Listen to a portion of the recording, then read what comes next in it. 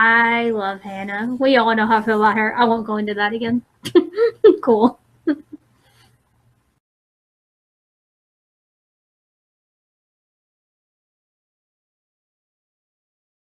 Hello, our little sunshines. Hey. Welcome to episode 4 of the Sunshine Book Club. This episode, we're going to the kitchen. My Drunk Kitchen by Hannah Hart, a guide to eating, drinking, and going with your guts. I remember this was the first ever YouTuber book I bought.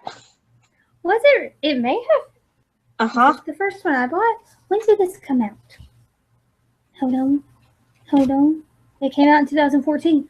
Oh, it was either her book or it was Grace's Guide. One of those were the first 2 books I ever bought. I think this was my first YouTuber purchase I made, because I think somebody bought me Grace's Guide. It might have been you. Somebody bought me a YouTuber book, or did I buy you? I thought. Yeah. I don't remember. I know I bought you one. We're going. Anyways, moving on. This is the book.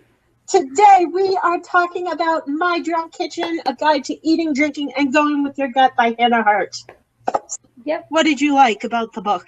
Oh my goodness. Okay, like we know how I feel about Hannah, so yeah. I liked everything about it. I loved it from start to finish. It was wonderful. I can go into all kinds of details about it, but that would take hours. I'll just start with talking about my favorite recipe chapter thing. I don't know what you call them in here because they're kind of like sections, I guess, but then again, they're not, and it's just weird.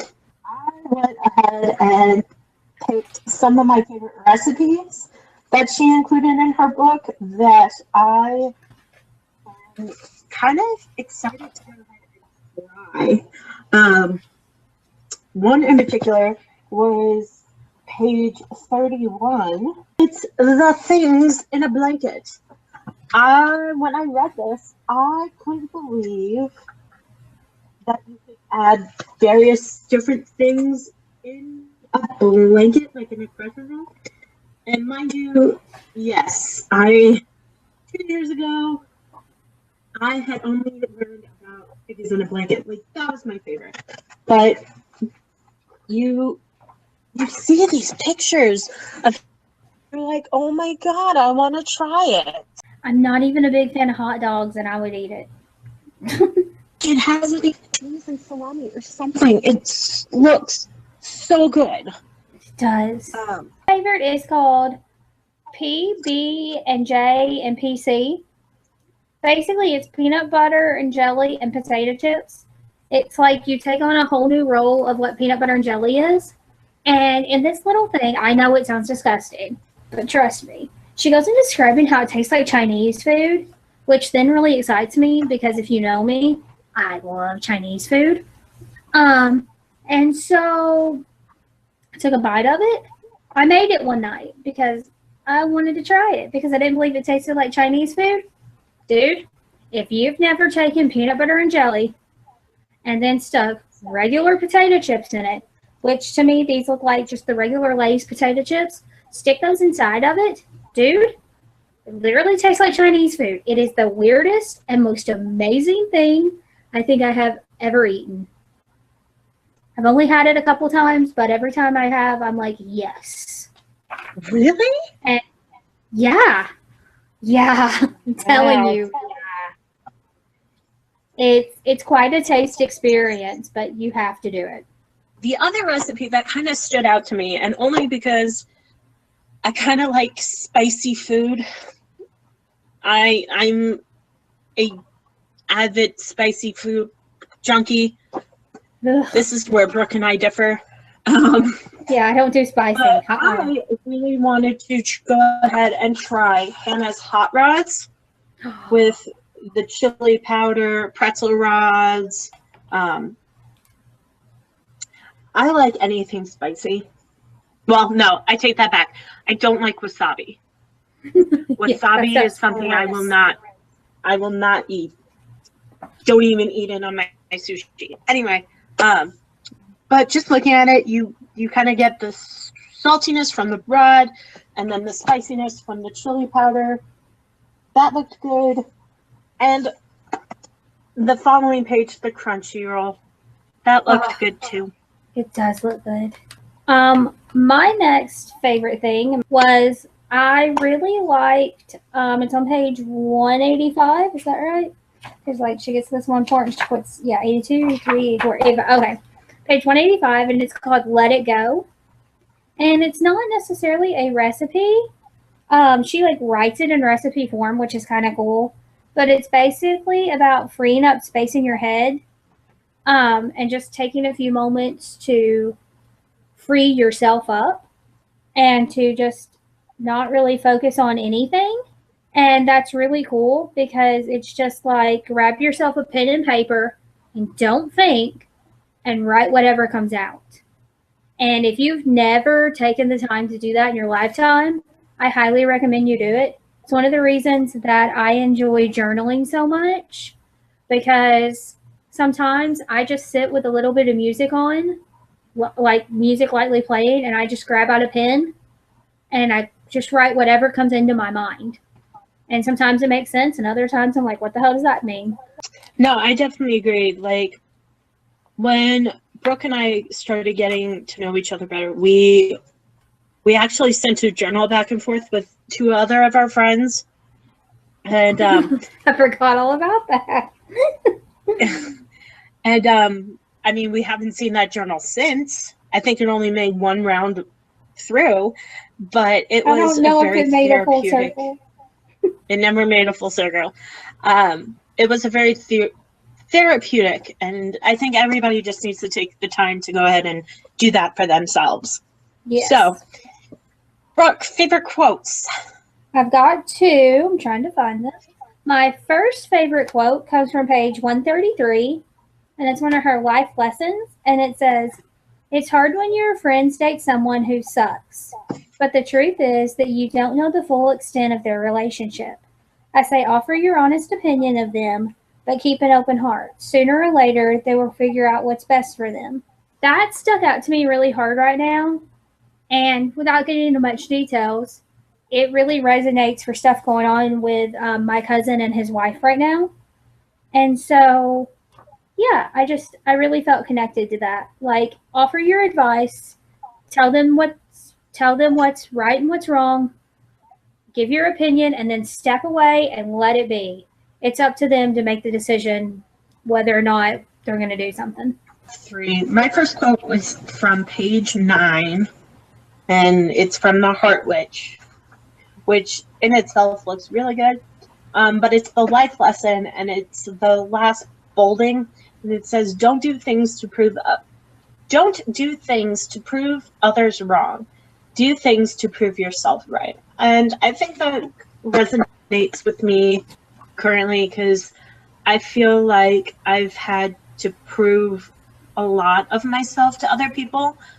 In reality, I've needed all along to prove to myself that I can do something, that I can follow my dreams. So that really resonated with me after flipping through the book, after reading it so long ago.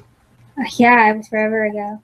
My next favorite one comes from page 199. There are certain people who will always seek to criticize. This has nothing to do with you. It must be hard to be inside their head, you know? I mean, if they find so much fault in everyone around them, then one can only imagine the faults they must see in themselves. And that kind of stuck out to me because it's like people are only mean to people because, I mean, sometimes they're just mean people, but most of the time it's because they're dealing with something personal within themselves. And so you can't allow what people are criticizing about you necessarily to stick with you. Like, if somebody tells you you're ugly or you're fat or you're gross or your videos suck or whatever, well, people are going to say that no matter if they know you or don't know you. So don't allow it to get in your head and make you start believing the negativity that's coming from others. I know it's a really, really hard thing to do, but it's worth a shot. Try to be more positive. All right, and my last one is from page 93 in the adult section of her book. And it says, try to focus on the things that you do have instead of obsessing over the things you don't. And I think a lot of the time people, how do I want to put this?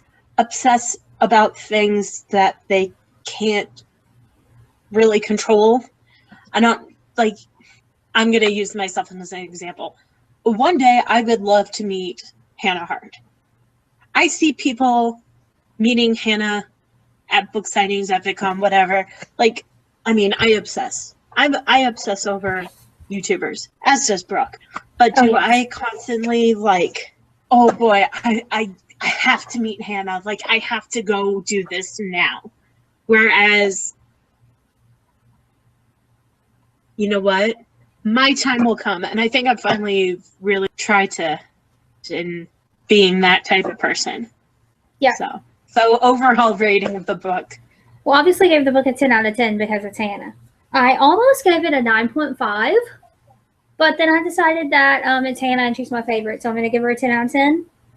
The only thing that I wish about the book was I wish I knew more about her before her YouTube career, but I understand that how are you supposed to do that with a cookbook? So, like, I get it. But that's the only thing that I wish there was more of. Beware, which title her book? Buffering? Mm-hmm.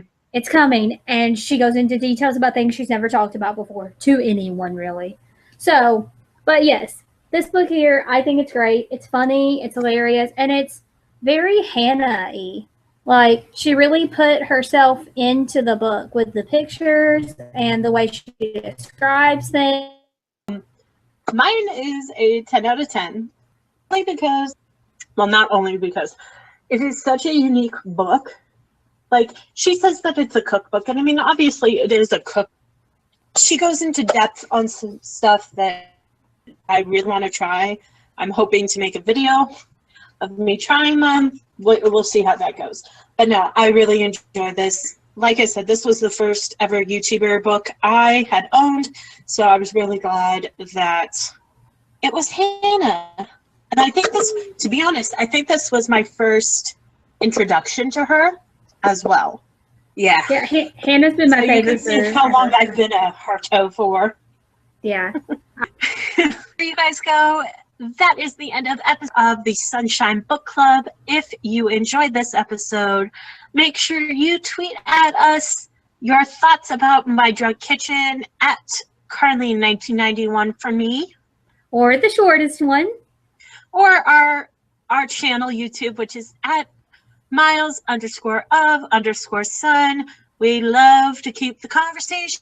Or if you have any book recommendations of your own, Brooke and I are continuing this series we are looking for ideas, and maybe your book will be part of the Sunshine Book Club. You never know. Anything's possible. Anything is possible. So don't forget, if you enjoyed this, our video shine brighter when you do. And until next time, don't forget to remember, you're the one who can fill the world with sunshine. Bye. Bye.